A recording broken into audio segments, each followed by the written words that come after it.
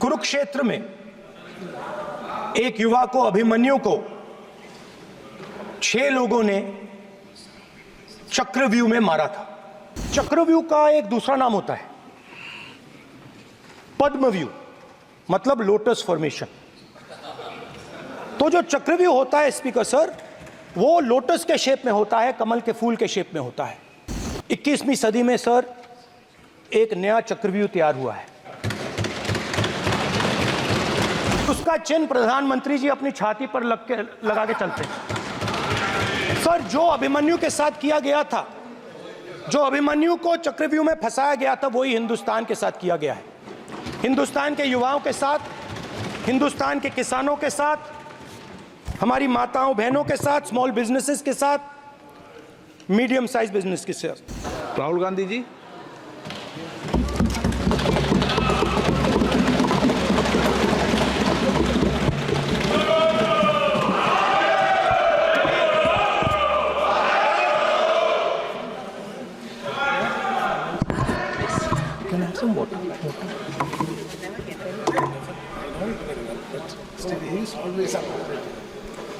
Thank you, Speaker Sir, for allowing me to speak on the Budget 2024.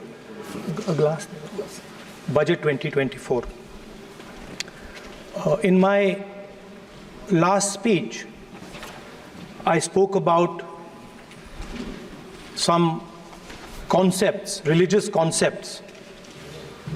Shivji's concept of ahimsa, the fact that the Trishul is placed behind the back and is not held in the hand.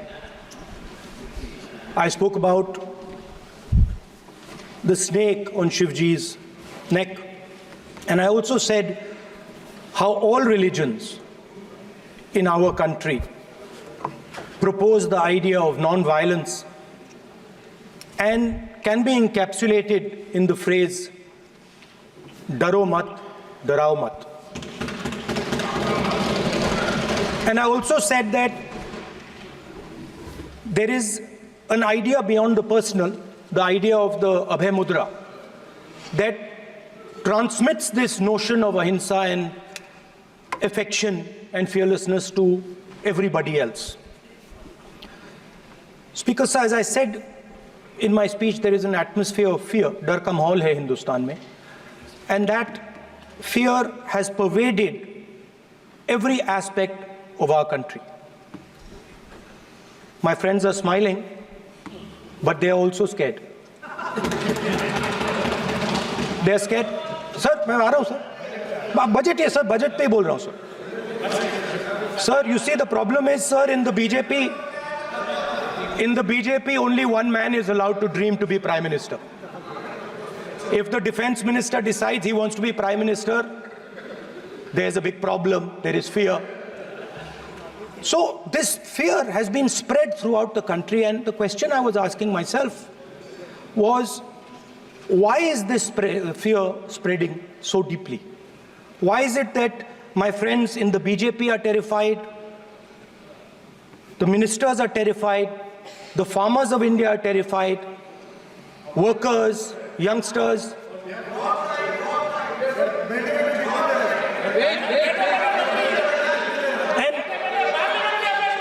And इसके बारे में मैंने सोचा, काफी सोचा, और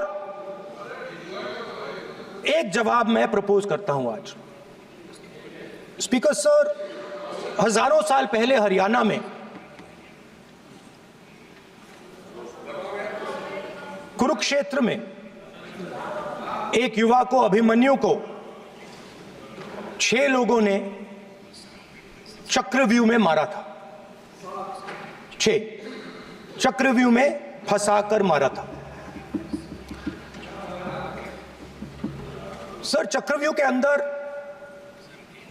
डर होता है, हिंसा होती है, और अभिमन्यु को चक्रव्यूह में फंसाकर, ट्रैप कर 6 लोगों ने मारा। मैंने चक्रव्यूह के बारे में थोड़ी रिसर्च की और पता लगा कि चक्रव्यूह का एक दूसरा नाम होता है पद्मव्यूह, मतलब लोटस फॉर्मेशन। तो जो चक्रव्यूह होता है स्पीकर सर, वो लोटस के शेप में होता है, कमल के फूल के शेप में होता है। 21वीं सदी में सर एक नया चक्रव्यूह तैयार हुआ है स्पीकर सर, वो भी लोटस की शेप में है सर, और उसका चिन्ह प्रधानमंत्री जी अपनी छाती पर लगा के चलते हैं सर। जो अभिमन्यु के साथ किया गया था, जो अभिमन्यु को चक्रव्यूह में फंसाया गया था, वही हिंदुस्तान के साथ किया गया है।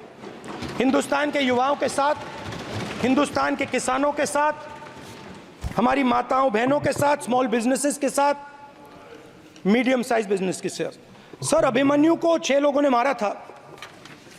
उनके नाम द्रोणाचार्य, कर्ण, कृपाचार्य, कृतवर्मा, अश्वत्थामा और शकुनी।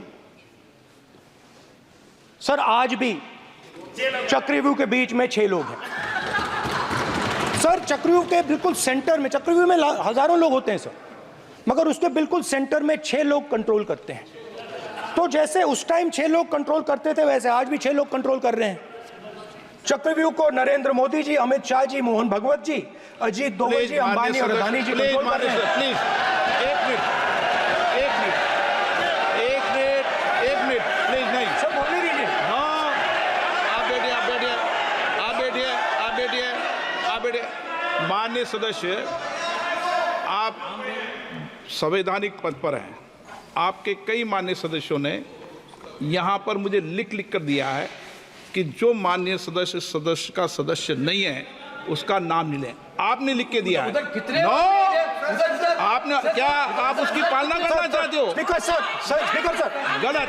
मैं माननीय एक minute, hold on speaker sir, अगर आप चाहते हैं तो मैं एक मिनट मैं प्रतिपक्ष के नेता से ये तो अपेक्षा करूंगा सही कि वो सदन की नियम मर्यादा को बने, ये अपेक्षा करता हूं। आप चाहे नहीं करें, पर मैं अपेक्षा करता हूं। नहीं सर, मैं, अगर आप चाहते हैं सर, मैं NSA का और अदानी और अंबानी का नाम इस लिस्ट से निकाल देता हूं। फिर माननीय सदस्य, आप अगर आप चाहते हैं सर। प्लीज, मैं नहीं चाहता। सदन के नियम प्रक्रियाओं से सदन चलता है। अगर आप कहते हैं मैं निकाल देता हूं। नो मैं 3 ही नाम यूज करूंगा। नहीं माननीय सदस्य, नहीं कहा, और आप वीडियो में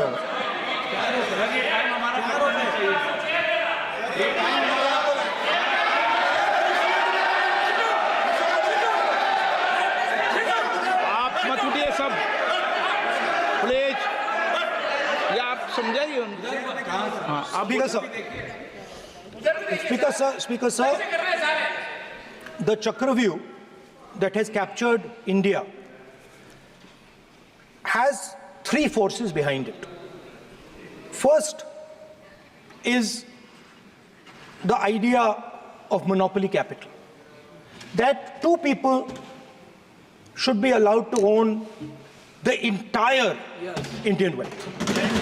So one element of the Chakravyu is coming from the concentration of financial power.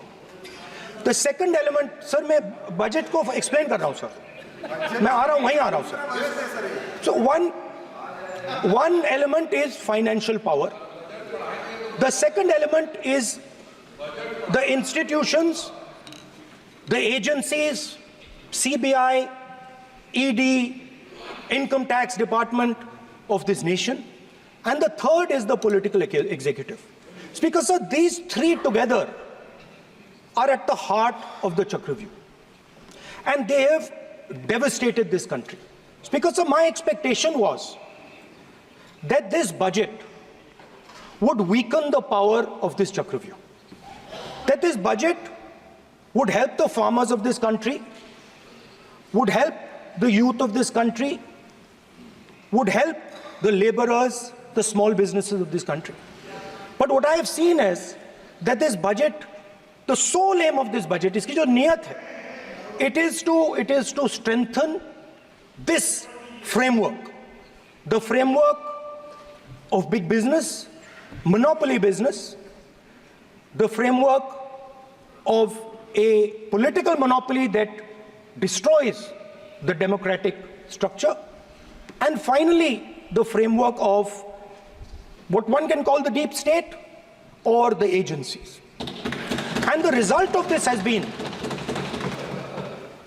the first, पहला काम इस चक्रव्यूह ने क्या किया, जो हिंदुस्तान को रोजगार देते हैं, स्मॉल एंड मीडियम बिजनेसेस हैं, जो करोड़ों युवाओं को रोजगार देते थे, उन पर इस चक्रव्यूह ने आक्रमण किया।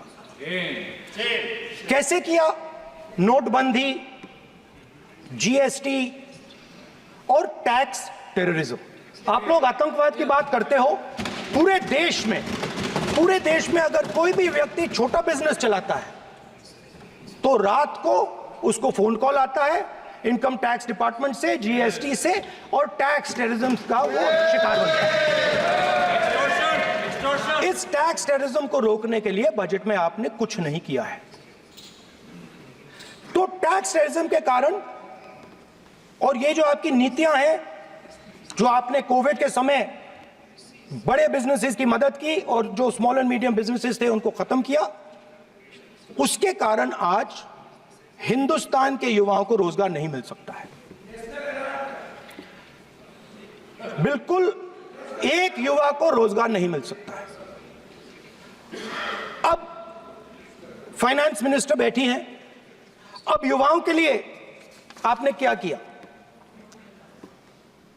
बजट में आपने इंटर्नशिप प्रोग्राम की बात करी और यह शायद एक मजाक है, क्योंकि आपने कहा कि ये इंटर्नशिप प्रोग्राम सिर्फ हिंदुस्तान की 500 सबसे बड़ी कंपनियों में होगा और 99% जो हमारे युवा हैं उनको इस इंटर्नशिप प्रोग्राम से कुछ लेना देना नहीं, कोई फायदा नहीं होने वाला है।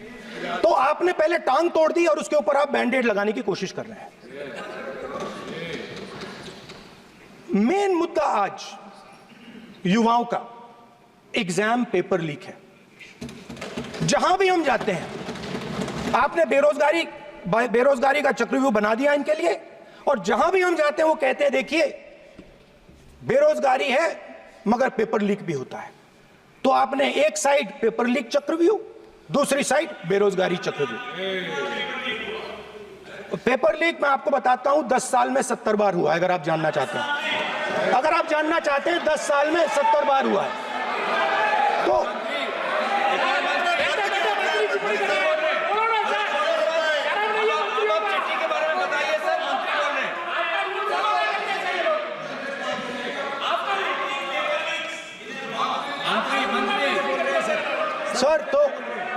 सर तो पेपर लीक के बारे में फाइनेंस मिनिस्टर ने बजट में एक शब्द नहीं कहा है।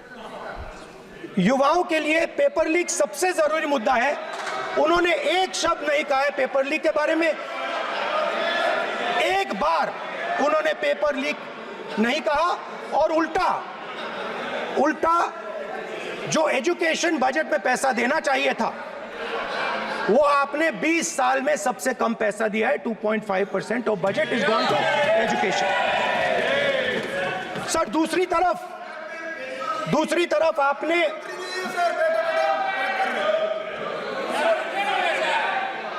आपकी नहीं मानते सर, ये रनिंग कमेंट्री कर रहे हैं सर। दूसरी तरफ पहली बार